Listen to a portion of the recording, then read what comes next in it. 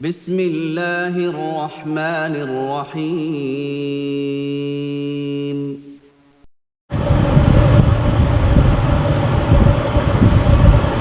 شوال سے ہوتا ہے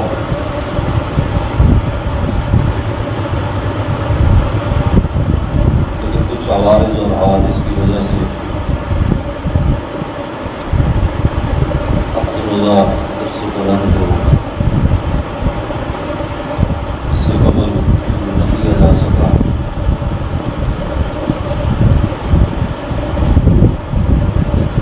اب اللہ کی توفیق سے اس کا باقاعدہ آغاز کر رہے ہیں۔ اللہ رب العزت ہم سب کے لیے اس مجلس کو نافع اور دارین میں سرخروئی کا ذریعہ بنائے۔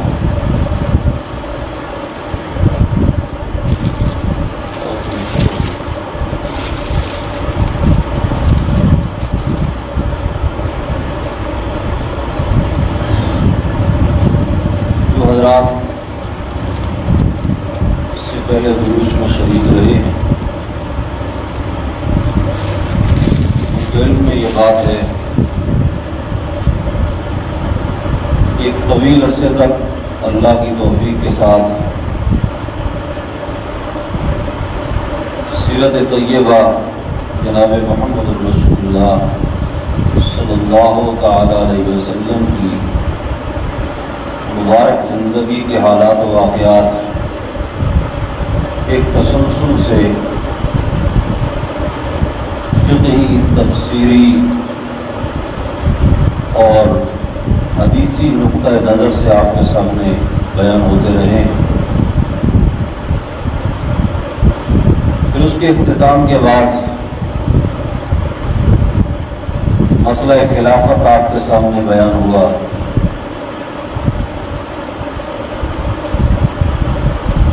کہ اللہ رب العزت نے رسول اللہ صلی اللہ علیہ وسلم کی اس دنیا سے رحلت کے بعد جن حضرات کو آپ کی خلافت کے لیے منتخب فرمایا، یہ کوئی محض اتفاق نہیں تھا بلکہ یہ اللہ کا وعدہ تھا جو مومنین سے کیا گیا اور اللہ نے اس کو اپنے وقت میں پورا فرمایا۔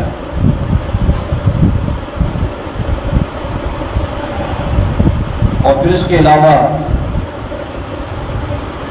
مقام صحابیت کے حوالے سے گفتگو ہوئی اور پھر صحابہ کرام میں سے سب سے افضل صحابی سیدنا صدیق اکبر رضی اللہ تعالیٰ عنہ کے حالات زندگی کو بھی ہم نے کچھ نہ کچھ چھیڑا۔ مقام صحابہ کے حوالے سے آپ حضرات یہ سن چکے ہیں کہ ایک ایسا درجہ ہے، ایک ایسی منزلت ہے کہ جو انہی صحابہ کرام رضوان اللہ علیہ مجمعین کے ساتھ خاص ہے۔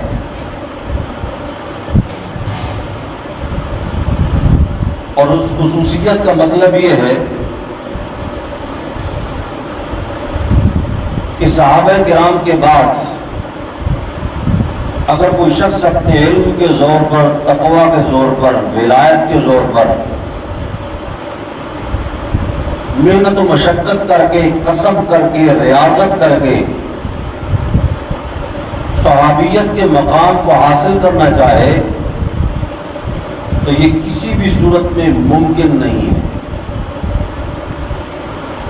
بلکہ امت کا اس بات پر اتفاق ہے کہ صحابہ کرام کے بعد میں آنے والے مسلمان مومنین،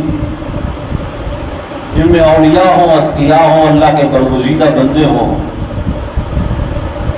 صائمین ہوں، مصلین ہوں، مزکین ہوں، یہ سارے جمع ہو جائیں اور بڑے بڑے تقوی کے پہاڑ ان میں موجود ہوں، فقہائے کرام ہوں، ائمہ مجتہدین ہوں، یہ سارے اگر مل بھی جائیں تو پھر بھی کسی ایک صحابی کے مقام کے ادنا سے ادنا درجے کا بھی مقابلہ نہیں ہو سکتا، اس لیے کہ وہ اللہ کا انتخاب ہے۔ رسول اللہ صلی اللہ علیہ وسلم نے فرمایا ان اللہ اختارنی واختار لی اصحابی، کہ اللہ نے پہلے مجھے چنا پھر میرے لیے میرے صحابہ کو چنا، تو ایک خاص درجہ اور مقام ہے جو کسی محنت اور ریاضت سے حاصل نہیں ہو سکتا، انہی کے ساتھ خاص ہے۔ حتیٰ کہ ایک لمبی بات آپ کے سامنے گزر چکی ہے کہ اگر صحابہ کرام سے بشری تقاضے کے تحت اگر کوئی غلطی بھی سرزد ہو گئی ہو تو بعد میں آنے والوں کو اس کی بھی اجازت نہیں کہ ان کو غلطی کر کے گروانا شروع کر دیں، ان کے ادب و احترام کا سبق دیا گیا اور اس میں بھی حکمتیں تلاش کی گئی کہ اگر صحابہ کرام سے کسی غلطی کا ارتکاب ہوا ہے تو وہ امت کے لیے سبق ہے، بعد میں آنے والے لوگوں کے لیے رہنمائی ہے۔ اس لیے کہ اگر سارے کے سارے صحابہ فرشتوں کی طرح معصوم ہوتے اور اس معاشرے اور سوسائٹی میں کسی قسم کا کوئی گناہ بھی سرزد نہ ہوتا تو پھر یہ کہا جاتا کہ صحابہ کرام تو صرف فرشتہ صرف لوگوں کے لیے نمونہ ہے، گناہ گار لوگوں کے لیے تو کوئی نمونہ ہی نہیں کہ اگر کسی سے گناہ ہو جائے تو پھر وہ کیا کرے۔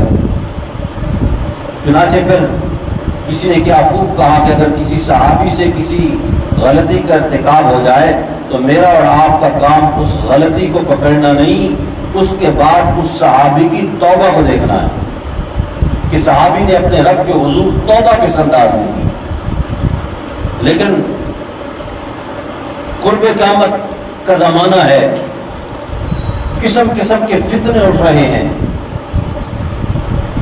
اور قیامت تک آنے والے فتنوں میں ایک قدر مشترک یہ ضرور آپ دیکھیں گے کہ وہ لوگ اسلام کی سند پہ کسی نہ کسی اعتبار سے کلاڑی چلائیں گے، اس لیے کہ صحابہ کے بغیر اسلام کی سند نامکمل ہے۔ رسول اللہ صلی اللہ علیہ وسلم سے اگر کسی نے سیکھا ہے تو وہ صحابہ کرام، تو سند پر کلاڑی چلانے والے آپ کو ملیں گے ہر زمانے میں، اور تمام فتنوں میں ایک قدر مشترک ہے کہ کوئی کل صحابہ کے اوپر تنقید کرے گا، کوئی بعض کے اوپر کرے گا، کوئی خاندان منتخب کر کے کرے گا کہ فلاں خاندان کے جو ہیں ان پر تنقید کرتے ہیں اور فلاں خاندان کے جو ہیں ان کو تو ہم تنقید سے بالا کر سمجھتے ہیں۔ لیکن یاد رکھو اہل سنت والجماعت کا یہ اجماعی نظریہ ہے کہ صحابہ کرام کے معاملے میں زبان کو روک کے رکھنا ہے، ان پر کسی قسم کی تنقید اور تبرہ کرنا جائز ہو نہیں۔ لیکن آج اس سوشل میڈیا کے دور میں کہ جہاں بظاہر ترقی کو چار چاند لگے ہیں لیکن اس کے ساتھ ساتھ فتنوں کو بھی ماشاءاللہ ایک خطرناک قسم کی ایڑ لگ چکی، دن بدن کوئی نہ کوئی نیا سے نیا بدمعاش اس دنیا کے اوپر ظاہر ہوتا ہے، پھر اس کے بعد وہ صحابہ کرام کے خلاف بکواس بازی شروع کر دیتا ہے، ان پر تنقیدیں شروع ہو جاتی۔ ابھی یہ چند دن پہلے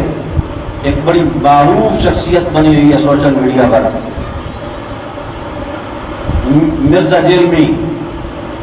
اس نے 3 صحابہ کا نام لے کر کہا الیاذ باللہ کہ اگر یہ ان کی زندگی میں میں موجود ہوتا تو میں تلوار لے کے ان کے سامنے کھڑا ہو جاتا۔ اور آج ہمارا نوجوان طبقہ کہتا ہے کہ اس مولوی کی باتیں ہمیں بڑی سمجھ آتی ہیں، حالانکہ وہ مولوی کہاں ہے، کس سے پڑھا ہے، اس کی سند کیا ہے، اس کا استاد کون ہے، اس کے علم کا پیمانہ اور معیار کیا ہے۔ مخصوص ڈھٹے رٹائے لیکچر جو مستشرقین ان ظالموں اور بدبختوں کو رٹوا دیتے ہیں، اپنے مخصوص ماحول میں اس کو بیان کر دیتے ہیں، اور پھر ہمارا نوجوان طبقہ کہتا ہے کہ باتیں تو ان کی دل پہ بڑی اثر کرتی ہیں۔ اگر باتیں اس قسم کے لوگوں کی جن کی سند ہی کوئی موجود نہ ہو، بے سند لوگ ان کی باتیں دل پہ اثر کریں تو پھر اپنے ایمان کی خیر مناؤ. آپ کو استغفار کی ضرورت ہے, لا حول ولا قوت الا باللہ پڑھنے کی ضرورت ہے, سورہ کہف پڑھنے کی ضرورت ہے, تاکہ دجال کے اثرات آپ کی طبیعت میں نہ غالب آئیں. اس نے کہا جی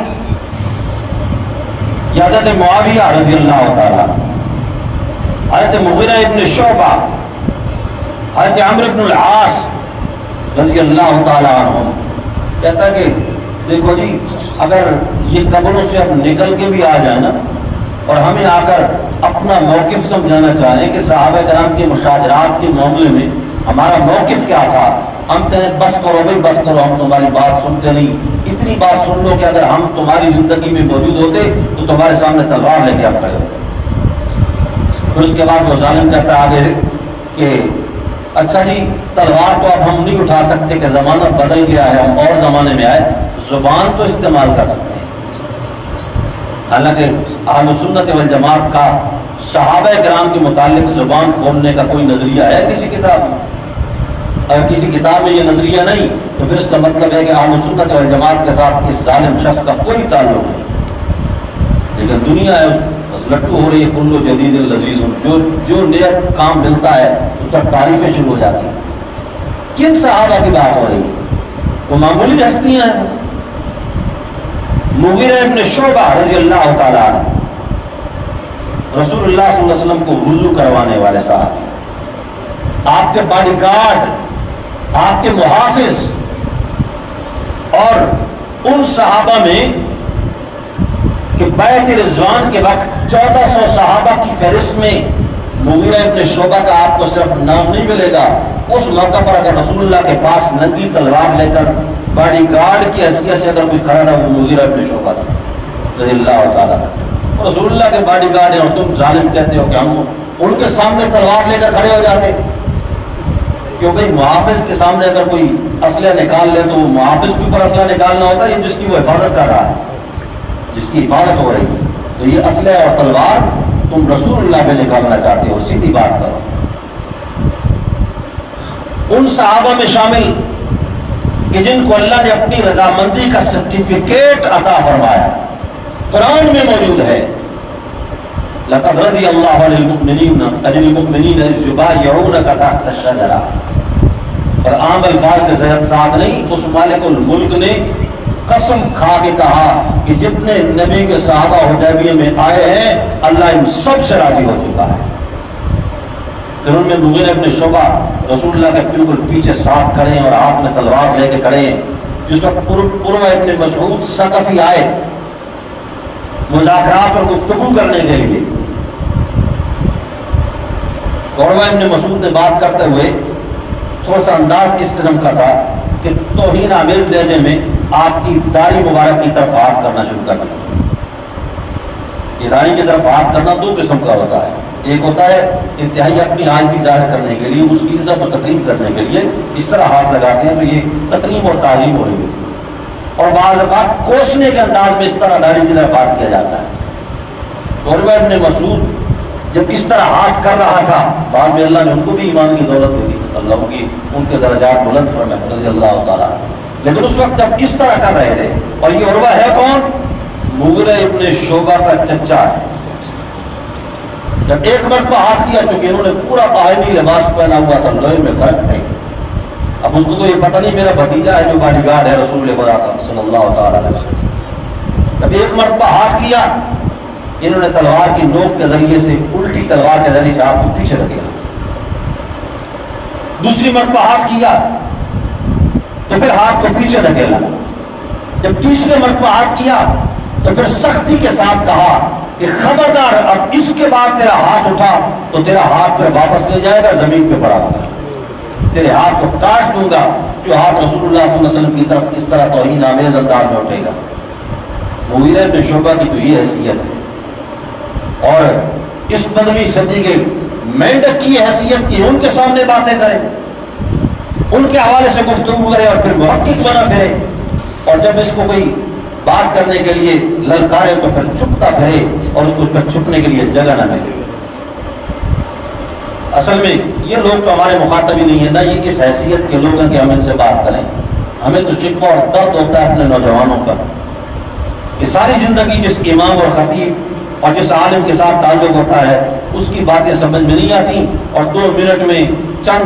فرسودہ مواد قسم کی باتیں اس کے سامنے آئیں گی، کہے گا جی دیکھو جی بڑا محقق آدمی ہے جس کی نہ سند نہ کوئی سر نہ کوئی پیر، تو لوگ اس کی تحقیق پہ لٹو ہو رہے ہوتے ہیں۔ تو عرض یہ کر رہا تھا اہل سنت والجماعت کا یہ مذہب ہے کہ صحابہ کرام کے اوپر کسی قسم کی تنقید جائز اور نہیں ہے، اس لیے کہ صحابہ کرام بھی پاک ہستیاں ہیں، پھر پاکی کی نسبت اپنے اپنے اعتبار سے ہوتی ہے۔ اللہ بھی پاک ہے، اللہ کا رسول بھی پاک ہے، رسول کے صحابہ بھی پاک ہیں۔ اللہ پاک ہے شریکوں سے، اس کا کوئی شریک نہیں، کوئی اس کا نائب نہیں، کوئی اس کا وزیر و مشیر نہیں، کوئی اس کا ممد اور معاون نہیں، اور رسول اللہ پاک ہے گناہوں سے کہ اللہ کے رسول سے گناہوں کا ارتکاب نہیں ہوتا، اور صحابہ کرام پاک ہیں تنقید و تنقید سے اور مواخذے سے، کہ قیامت کے دن صحابہ کرام سے ان کے گناہوں پر کوئی مواخذہ نہیں ہوگا، اور امت کے لوگوں کو ان پر کسی قسم کی تنقید کرنے کی اجازت نہیں ہے۔ صحابہ کرام تنقید سے پاک، اور پھر صحابہ کرام میں جو افضل اصحاب النبی ہے صلی اللہ تعالی علیہ وسلم، بلکہ افضل البشر بعد الانبیاء، انبیاء علیہ السلام کے بعد اگر اس کائنات میں سب سے افضل ترین انسان ہے وہ ہے سیدنا صدیق اکبر رضی اللہ تعالی عنہ۔ اور یہ جو آیت میں نے سورہ اللیل کی آپ کے سامنے پڑھی، وَسَيُجَنَّبُهَا الْأَتْقَى الَّذِي يُؤْتِي مَالَهُ يَتَزَكَّى وَمَا لِأَحَدٍ عِندَهُ مِن نِّعْمَةٍ تُجْزَى إِلَّا ابْتِغَاءَ وَجْهِ رَبِّهِ الْأَعْلَى وَلَسَوْفَ يَرْضَى وَسَيُجَنَّبُهَا الْأَتْقَى۔ اس دوزخ کی آگ سے محفوظ رہے گا وہ شخص کہ جس کو اللہ رب العزت نے یہ مقام عطا کیا کہ وہ تقوی میں پہلے نمبر پر ہے، سب سے زیادہ تقوی والا ہے۔ پھر آگے صفتیں بیان ہوئی کہ وہ اللہ کی رضا کے لیے لوگوں پہ مال خرچ کرتا ہے، اپنا مال لٹاتا ہے۔ اب اس اتقا سے کون مراد ہے؟ علامہ ابن جوزی رحمۃ اللہ علیہ فرماتے ہیں اتقا سے مراد یہاں پر وَسَيُجَنَّبُهَا الْأَتْقَى، اس سے مراد سیدنا صدیق اکبر ہے رضی اللہ تعالیٰ۔ وہ اتقا ہیں، صحابہ کرام میں سب سے بڑے متقی ہیں۔ پھر اسی سے استدلال کرتے ہیں کہ جب اتقا صحابہ کرام میں سے سیدنا صدیق اکبر ہیں تو قرآن کہتا ہے ان اکرمکم عند اللہ اتقاکم، پھر رتبہ اور مقام بھی اسی کا سب سے زیادہ ہوگا جو اللہ کے ہاں اتقا ہوگا۔ تو پھر صحابہ کرام میں سب سے بڑا رتبہ اور مقام سیدنا صدیق اکبر کا ہے رضی اللہ تعالیٰ۔ نام و نسب کے متعلق آپ سن چکے ہیں، عبداللہ ابن ابی قحافہ، باپ کا نام عثمان اور کنیہ ابو قحافہ ہے، خود اپنا نام عبداللہ ہے اور اپنا کنیہ ابو بکر ہے رضی اللہ تعالیٰ عنہ۔ لیکن صحابہ کرام کی جو خصوصیت ہے نا، سب سے بڑی خصوصیت، خصوصیات تو گئی ہیں نا، ای خانہ ہما آفتاب است، ہر گلیرا رنگ و بوئے دیگر است۔ اس خاندان میں اور اس طائفے میں ہر پھول کی اپنی اپنی خوشبو ہے، اپنی اپنی خصوصیات ہیں۔ کسی کی نسب کے اعتبار سے بھی خصوصیت شامل ہو جاتی ہے، کسی کی عبادات کے اعتبار سے خصوصیت شامل ہو جاتی ہے، کسی کی جہاد اور غزوات کے اعتبار سے خصوصیت شامل ہو جاتی ہے، کسی کی علم اور فقاہت کے اعتبار سے خصوصیت شامل ہو جاتی ہے۔ لیکن صحابہ کرام کی جو سب سے بڑی خصوصیت ہے کہ جس کی بنیاد پہ انہیں رتبہ اور مقام ملا، دوسری خصوصیتیں بعد والے لوگوں کو کسی نہ کسی اعتبار سے حاصل ہو سکتی ہیں، لیکن ایک خصوصیت جو کسی اور کو حاصل نہیں ہو سکتی وہ ان کی صحابیت ہے اور رسول اللہ کی معیت ہے صلی اللہ تعالیٰ علیہ وسلم۔ کہ رسول اللہ کی معیت کسی اور کو نصیب ہو نہیں ہوئی، صحابیت کسی اور کو نصیب نہیں ہوئی، یہ سب سے بڑی خصوصیت ہے۔ جہاد تو اور کو بھی نصیب، اوروں کو بھی نصیب ہو گئی، علم اور اجتہاد اوروں کو بھی نصیب ہو گیا، بلکہ بعض تابعین علمی اعتبار سے صحابہ کرام سے فائق بھی گزرے ہیں کہ جن کا رتبہ علمی اعتبار سے صحابہ کرام سے بھی زیادہ تھا، لیکن یہاں جو سب سے بڑی خصوصیت ہے کہ جس کو اللہ نے ذکر کیا محمد الرسول اللہ والذین معہ، یہ خصوصیت سب سے بڑی خصوصیت ہے، والذین معہ، یہ معیت والی خصوصیت یہ صحابہ کرام کو سب سے ممتاز اور جدا کرتی ہے۔ اس لیے جو میں نے آپ کے سامنے اگر آپ کو یاد ہو تعریف کی تھی صحابی کی، رجل صاحب النبی صلی اللہ علیہ وسلم بحالت الایمان ولو لمحۃ واحدۃ ومات علیہ، کوئی شخص جو حالت ایمان میں رسول اللہ کی مجلس میں پہنچ گیا، دیکھا نہیں، دیکھنا شرط نہیں، اگر دیکھنا شرط ہو تو پھر نابینا صحابی نہ بنے، دیکھنا شرط ہی نہیں، مجلس میں پہنچ گیا، ایک لمحے کے لیے پہنچ گیا۔ لمحہ کس کو کہا جاتا ہے؟ لمحہ البصر، آنکھ کا جھپکنا، ایک آنکھ جھپکنے کی مقدار رسول اللہ صلی اللہ علیہ وسلم کی مجلس میں حالت ایمان میں جو پہنچ گیا اس کا نام صحابی ہے۔ پھر ساری کائنات کے بعد والے مل کے اس مقام کا مقابلہ نہیں کر سکتے، یہ خصوصی امتیاز ہے۔ اور میں یہ عرض کر رہا ہوں سیدنا صدیق اکبر کا خاندان بھی اونچا ہے، خاندان قریش سے تعلق رکھتے ہیں۔ پھر ایک خصوصیت یہ بھی ہے کہ رسول اللہ صلی اللہ علیہ وسلم کے سسر بھی ہیں، آپ کی لخت جگر سیدہ عائشہ صدیقہ رضی اللہ تعالی عنہا، رسول خدا کی زوجہ ہیں اور انتہائی مقرب ہے رسول اللہ صلی اللہ علیہ وسلم کی۔ لیکن اس سے بھی بڑھ کے جو سیدنا صدیق کا امتیاز ہے کہ مقام معیت میں بھی سارے صحابہ سے بلند ہیں۔ صحابیت کا جو مقام ان کا ہے نا رسول اللہ کے ساتھ معیت والا، اللہ رب العزت نے معیت بھی سارے صحابہ سے زیادہ نصیب کی۔ اس لیے کہ ابتدا میں دیکھ لیں جب رسول اللہ کو اپنی معیت کی ضرورت تھی،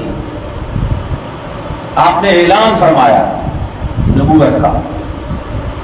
تو جب صدیق اکبر کے سامنے آپ نے بیان کیا صدیق مجھے اللہ نے نبی بنایا ہے، تو سیدنا صدیق نے عرض کیا رسول اللہ اگر آپ نبی ہیں تو اس سوسائٹی کے یعنی معتبر افراد میں سے، ذمہ دار لوگوں میں سے سب سے پہلا امتی ہونے کے لیے میں تیار ہوں۔ تو ان کی معیت اسی وقت سے بلکہ اس سے پہلے نبوت سے پہلے والی معیت بھی موجود ہے سیدنا صدیق اکبر، یہ بچپن کا یارانہ بھی ہے، دوستی، پھر ایمان بھی قبول کر لیں۔ اب ایمان لانے میں پہلا نمبر کس کا ہے اس میں مختلف اقوال ہیں، لیکن کوئی ایسی پریشانی والی بات نہیں ہے، سارے قول اپنی جگہ میں درست ہیں۔ ایک قول یہ ہے کہ سب سے پہلے ایمان سید حضرت خدیجہ سیدہ خدیجہ الکبریٰ رضی اللہ تعالیٰ عنہا انہوں نے قبول کیا۔ دوسرا قول یہ ہے کہ سب سے پہلے ایمان سیدنا علی رضی اللہ تعالیٰ عنہ نے قبول کیا۔ تیسرا قول یہ ہے کہ سب سے پہلے ایمان سیدنا صدیق اکبر رضی اللہ تعالیٰ عنہ نے قبول کیا۔ تو یہ تینوں قول اپنی جگہ پہ درست ہیں، بلکہ چوتھا قول بھی ہے کہ سب سے پہلے ایمان زید بن حارثہ نے قبول کیا۔ یہ چاروں اپنی جگہ پہ درست ہیں، اس لیے کہ عورتوں میں سب سے پہلے سیدہ خدیجہ، بچوں میں سب سے پہلے حضرت علی کہ 10 سال کی عمر کے، غلاموں میں سب سے پہلے زید بن حارثہ، لیکن عورت ہو، بچہ ہو، غلام ہو، اس میں کوئی شک نہیں کہ مقام و مرتبہ اپنی جگہ پہ ہے، لیکن معاشرے کے ذمہ دار لوگوں میں شمار نہیں ہوتے۔ عورت پر بھی ذمہ داری نہیں ڈالی جاتی، سوسائٹی کا ذمہ دار فرد عورت بھی نہیں ہوتی، غلام بھی نہیں ہوتا، بچہ بھی نہیں ہوتا۔ سوسائٹی کے ذمہ دار کی حیثیت سے اگر پہلا نمبر ہے ایمان لانے میں وہ سیدنا صدیق اکبر کا ہے رضی اللہ تعالیٰ۔ یہ اس وقت بھی کپڑے کے تاجر تھے، مکہ کے ذمہ دار لوگوں میں سے تھے اور فیصلوں میں بیٹھنے والے لوگوں میں سے تھے، تو اس وقت سے رسول اللہ کی بیعت شامل ہوئی۔ پھر زندگی کا کوئی لمحہ اور حیات طیبہ کا کوئی خاص اہم ترین واقعہ ایسا نہیں آپ کو ملے گا کہ جس میں سیدنا صدیق اکبر کی معیت رسول اللہ کے ساتھ نہ ہو صلی اللہ تعالی علیہ وسلم۔ اذیتوں کے ایام میں، تکلیفوں کے ایام میں، پھر جہاد اور غزوات میں، یعنی مکہ سے سفر شروع ہوتا ہے، پھر درمیان میں تکلیفوں کے ایام آتے ہیں، ان میں بھی ساتھ ہیں، پھر ہجرت جو صحابہ کرام کی مظلومیت کا نتیجہ تھی اس میں بھی ساتھ ہیں، پھر غار میں بھی ساتھ ہیں، پھر جہادوں میں بھی ساتھ ہیں، غزوات اور جہاد میں، پھر مزار میں بھی ساتھ ہیں، پھر حشر میں بھی ساتھ ہوں گے، اٹھیں گے تو پھر بھی اکٹھے اٹھیں گے۔ اتنی زیادہ معیت کسی اور صحابی کی ثابت نہیں جتنی معیت سیدنا صدیق اکبر رضی اللہ تعالیٰ عنہ کی ثابت ہے۔ اذیت کا زمانہ بھی بڑا سخت گزرا ہے۔ آپ نے فرمایا کہ جس قسم کی تکلیف اللہ کے راستے میں مجھے دی گئی، ما یؤذى احد،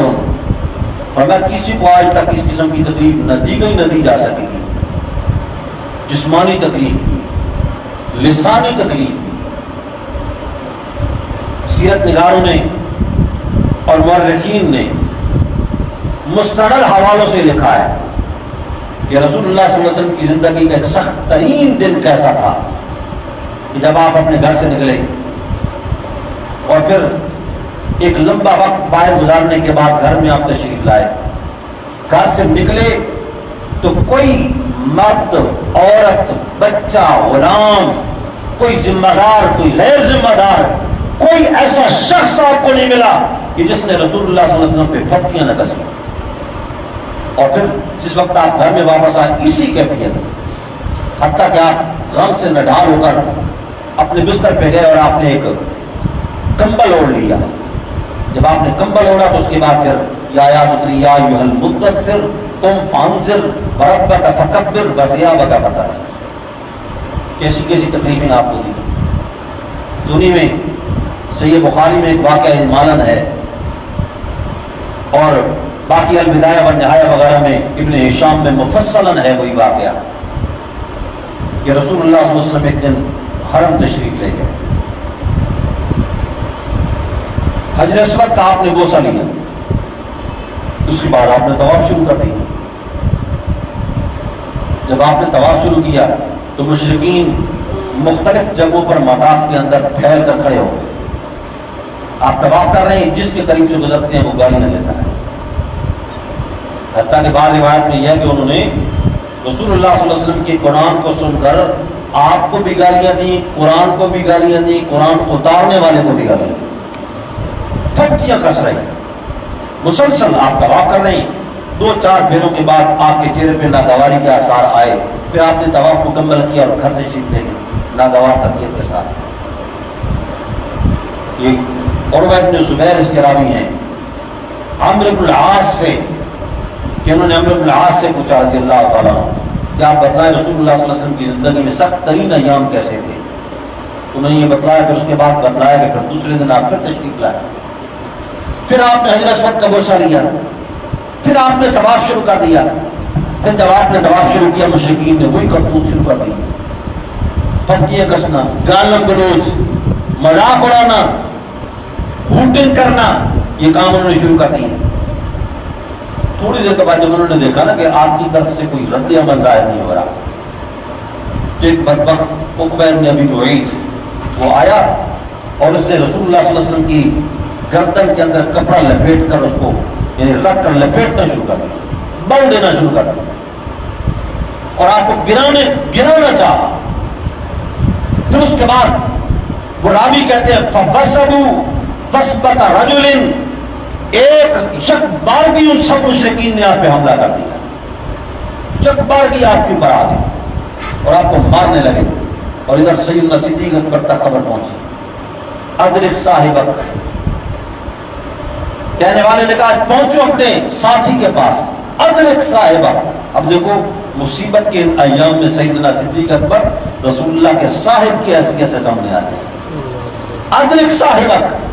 پہنچے اپنے ساتھی کے پاس۔ سیدنا صدیق اکبر آئے اور لپیٹ لیا رسول اللہ صلی اللہ علیہ وسلم کی طرف سے کی، ہر طرف سے یعنی گھراؤ کر لیا، اور اس کے بعد کہا اتقتلون رجلا ان یقول ربی اللہ، ایسے شخص کو قتل کرنے کا ارادہ کرتے ہو جو صرف اللہ کی وحدانیت کا درس دیتا ہے، کہتا ہے کہ عبادت و پکار کے لائق صرف اللہ ہے، رب اللہ ہے، اسی جرم میں اس کو قتل کرتے ہو۔ جب یہ بات کہی تو محمد ابن اسحاق نے لکھا خاندان صدیق اکبر کی روایت کے حوالے سے، اس نے کہا کہ فَكَفُّوا عَنْ رَسُولِ اللَّهِ صلی اللہ علیہ وسلم وَأَقْبَلُوا عَلَىٰ أَبِي بَكْرٍ يَضْرِبُونَهُ، انہوں نے رسول اللہ صلی اللہ علیہ وسلم سے تو ہاتھ اٹھا لیا اور سیدنا صدیق اکبر پر پھر گئے اور مارنے لگے. بہت زیادہ مارا سیدنا صدیق اکبر کو. اور حتیٰ کہ ابن ہشام نے لکھا کہ جس وقت وہ مار مار کے ہٹے اور رسول اللہ صدیق اکبر کو گھر میں لایا گیا، لقد رجع ابو بکر وقد صدعه فرق راسه، اس حال میں صدیق اکبر گھر کے اندر لوٹے کہ سامنے مانگ والی جگہ سے سر مکمل کھلا ہوا تھا صدیق اکبر کا. اتنا انہوں نے مارا سیدنا صدیق اکبر رضی اللہ تعالیٰ. لیکن اس کے باوجود کہنے والے نصیحتیں کرتے ہیں ہوش میں آنے کے بعد کہ اب کچھ عرصے کے لیے اس شخصیت کا نام لینا چھوڑ دو. وہ کہتے ہیں تم نام لینے کی بات کرتے ہو، مجھے کعبہ کے رب کی قسم ہے میں تو ایک گھونٹ دودھ کبھی نہیں پیوں گا جب تک رسول اللہ کا دیدار نہیں کروں. ایسی معیت ہے رسول اللہ صلی اللہ علیہ وسلم. پھر جس وقت صحابہ کرام کی مظلومیت کی انتہا ہو گئی اور پہلی ہجرت کے بعد دوسری ہجرت کی اجازت ہوئی، صحابہ کرام ایک ایک دو دو کر کے نکلنے لگے اور رسول اللہ نے صلی اللہ تعالی علیہ وسلم سیدنا صدیق اکبر کو پہلے تیار کر لیا ذہنی طور پہ، اور میں فلاں وقت میں نکلیں گے لیکن یہ خبر شائع نہیں ہونی چاہیے. ٹھیک ہے یا رسول، اب جو وقت طے ہو گیا صبح منہ اندھیرے نکلیں گے. اور مشرکین بھی اسی طاق میں تھے کہ آپ شاید نکل جائیں، انہوں نے گھر کا گھیراؤ کیا ہوا. اور رسول اللہ صلی اللہ علیہ وسلم اس وقت تک رات کے پہلے حصے میں گھر میں موجود ہیں. آپ نے حضرت علی کو بلوایا. ان کا ارادہ یہ تھا مشرکین کا کہ صبح جس وقت آپ باہر نکلیں گے تو آپ کو پکڑ لیں، گرفتار کریں گے یا قتل کریں گے بعد کی بات. اس لیے کہ وہ لوگ باوجود اس کے کہ مشرکین تھے، بد اخلاقی کا مجموعہ تھے، لیکن کسی کے گھر میں داخل ہونا یہ بالکل جائز نہیں سمجھتے تھے، یہ بھی اخلاقیات کی منافی سمجھتے تھے. آپ نے حضرت علی کو بلوایا، اپنے بستر پہ سلوایا اور منہ اندھیرے آپ نکل گئے، مشرکین کے اندر سے نکل گئے. اللہ نے مشرکین کو اندھا کر دیا اور جب سورج چڑھ آیا انہوں نے دیکھا بھی ابھی تک آپ بیدار نہیں ہو، ایسی کیا بات ہے. جب انہوں نے کوئی تاک جھانک کر کے یا کسی طریقے سے معلوم کیا کہ بستر پہ حضرت علی ہیں رضی اللہ عنہ، انہوں نے کہا اچھا آپ چلے گئے، کہاں گئے ہوں گے، کدھر گئے ہوں گے. آپ حیران رہ جائیں گے کہ ابو جہل نے یہ کہا کہ کہیں اور تلاش کرنے کی ضرورت نہیں، سب سے پہلے اگر دیکھنا ہے تو ابو بکر کا گھر جا کے دیکھیں. اس لیے کہ ان کو دشمن ہونے کے باوجود اتنا ادراک موجود تھا کہ معیت میں اگر سب سے زیادہ قریب ہے رسول اللہ کے تو سیدنا صدیق اکبر رضی اللہ تعالیٰ. اور چنانچہ آپ وہاں گئے بھی تھے اور وہاں سے نکلے بھی صحیح. مشرکین نے وہاں جا کر بھی اسماء بنت ابی بکر کو کے ساتھ ظلم کیا، تشدد کیا، لیکن یہ صدیق کا خاندان تھا، انہوں نے راز افشا نہ کیا. پھر غار ثور میں معیت ملی اور اس معیت کو قرآنی سند بھی حاصل ہوئی. اور غار ثور کہ بڑے بڑے لوگوں کا وہاں پر پھرتا پانی ہو جاتا ہے، یہ تصور میں بھی نہیں کہ آدمی آسانی کے ساتھ چڑھ سکے کہ جس کی عمر زیادہ ہو جائے. اور پھر جس وقت دونوں شخصیتیں غار ثور کی طرف چڑھ رہی ہیں، 2-2.5 کلومیٹر ہے زمین سے اس کی بلندی کم از کم، اور ہے بھی بالکل سیدھی، کوئی لمبی ہو نا کوئی تھوڑا سا فاصلہ ہو تو چڑھنا آسان ہو جاتا ہے. تو جس وقت سیدنا صدیق اکبر رضی اللہ تعالیٰ عنہ نے دیکھا کہ نبوت کے نرم و نازک تلوے ان میں خون آنا شروع ہو گیا ہے، عرض کی یا رسول اللہ آپ میرے کندھے پہ سوار ہو. میں صدیق تو کیسے چلے گا؟ عرض کیا رسول اللہ آپ میرے کندھے پہ سوار ہو. زبردستی اپنے کندھے پہ سوار کیا، جہاں اکیلے چلنا مشکل تھا سیدنا صدیق اکبر رسول اللہ کا بول کو اٹھا کے وہاں چڑھ گئے. اور جس وقت غار میں پہنچ گئے مشرکین کی طرف سے خطرہ لاحق ہو گیا، یہ سر پہ آ گئے، پکڑے نہ جائیں. صدیق اکبر نے بے چینی کا اظہار کیا، غم کا اظہار کیا. رسول اللہ نے فرمایا فما ظنک باثنین اللہ ثالثہما، صدیق گھبرا رہے ہو؟ کیا خیال ہے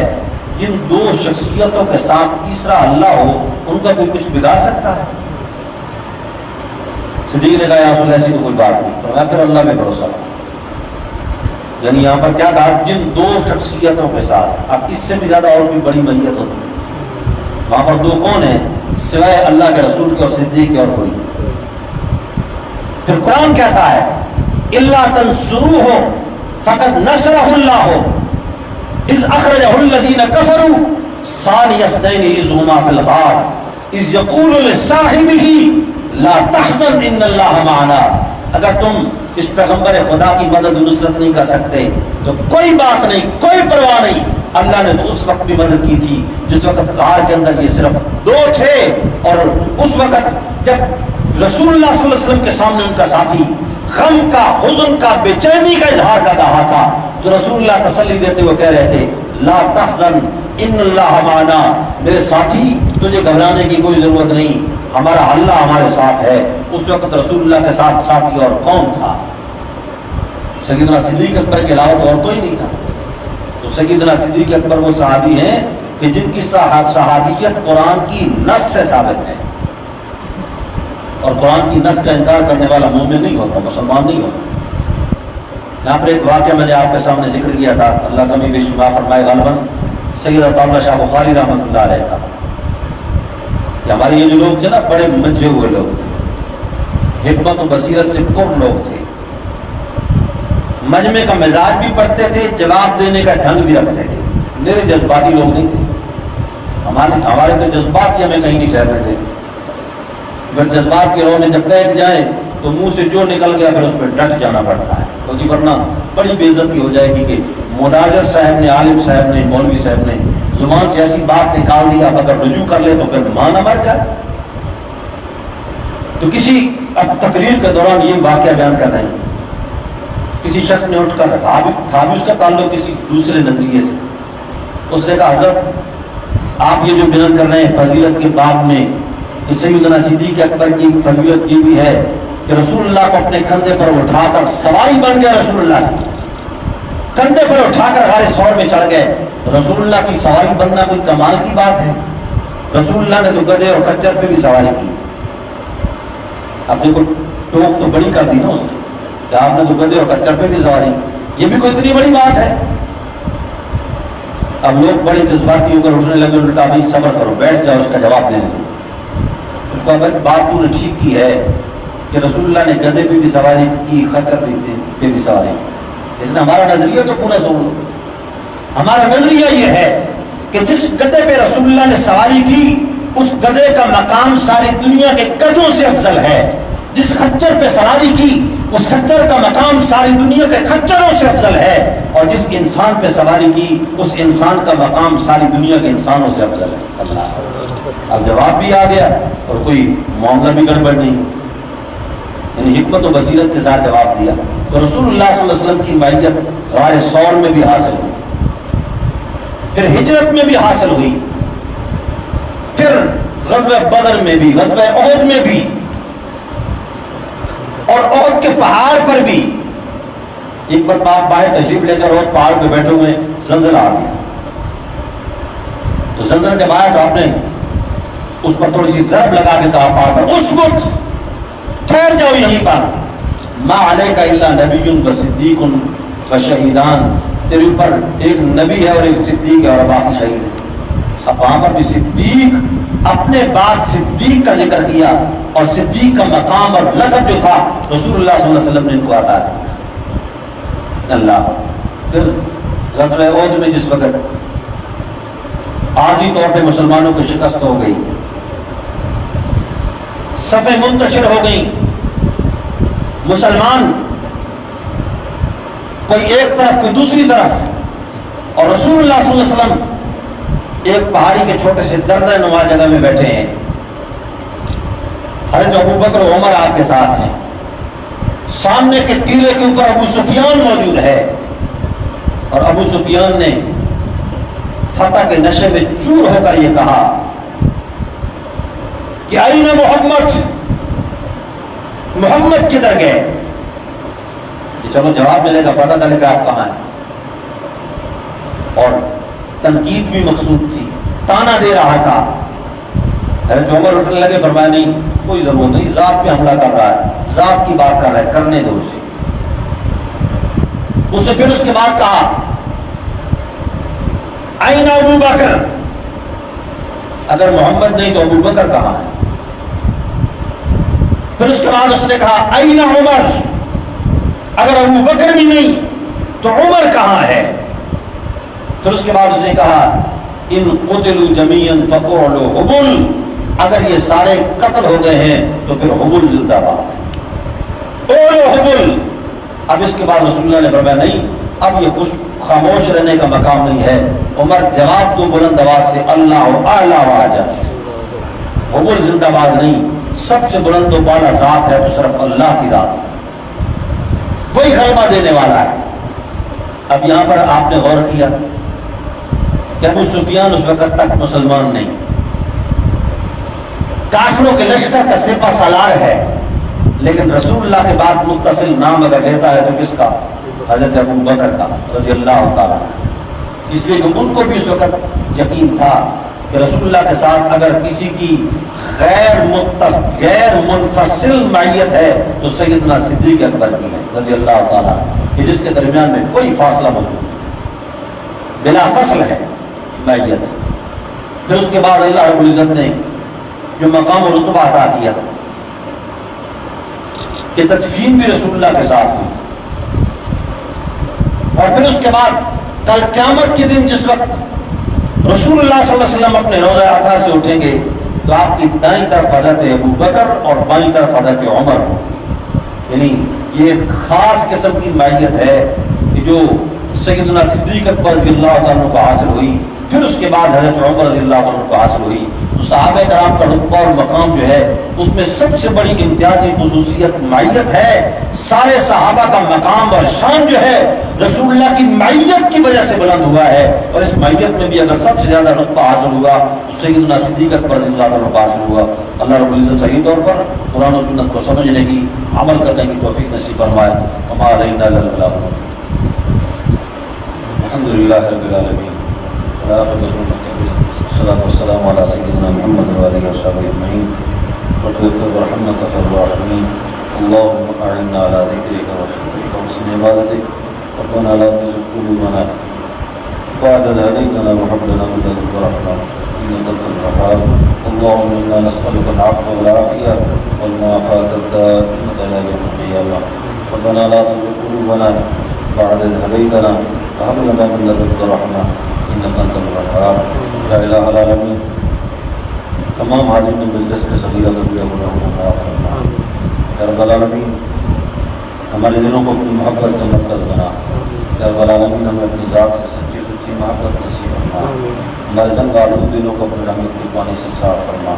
یا رب العالمین سچی توبہ کی توفیق نصیب فرما، جو آپ کے قرب کا ذریعہ بنے، آپ کی محبت کا ذریعہ بنے، آپ کی ولایت کا ذریعہ بنے، اپنے نبی حضرت محمد رسول اللہ صلی اللہ تعالیٰ علیہ وسلم سے سچا عشق نصیب فرما، آپ کے نورانی طریقوں پہ چلنے کی توفیق نصیب فرما، سنتوں کو اپنانے کی توفیق نصیب فرما، بدعات سے اجتناب کی توفیق نصیب فرما، ناجائز رسومات سے اجتناب کی توفیق نصیب فرما، یا رب العالمین اس مجمع میں جتنے لوگ اپنے دلوں میں جو جائز حاجات لے کے بیٹھے ہیں، یا رب العالمین اس لیے مجلس کی برکت سے ان سب کی جائز حاجات کو خزانہ غیب سے پورا کرنا، یا رب العالمین جو لوگ مالی تنگی میں مبتلا ہیں انہیں حلال فراق رزق نصیب فرما،